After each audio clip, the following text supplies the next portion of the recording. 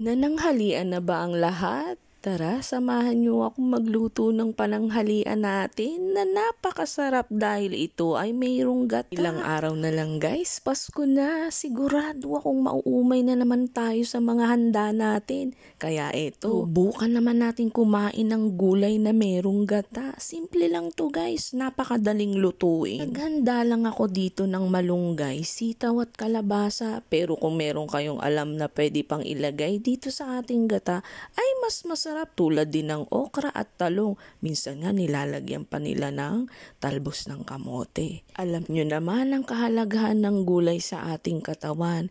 Kung mas marami kayong gulay na kinakain, mas hahaba ang ating buhay. Kaya ngayon pa lang, sanayin na natin ang ating mga anak na kumain ng gulay. At isa pang tips mula kay Aling Wilma, pwedeng-pwede din tayong magtanim ng mga gulay sa ating bakuran. Nakatipid ka na at fresh pa kapag galing sa bakura natin ng mga gulay.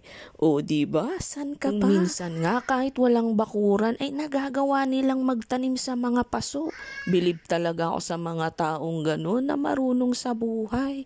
Ayan guys, malapit na to. Tinimplahan ko nga lang pala muna yan bago ko takpan. At pag tinakpan natin siya hanggang sa makakulo na, ay okay na yun guys, luto na yun. Ganyan lang pala kasimple maggata ng gulay guys. Walang kahirap-hirap, hindi ba? Ayan, tiyeren, luto na guys. Ready to serve.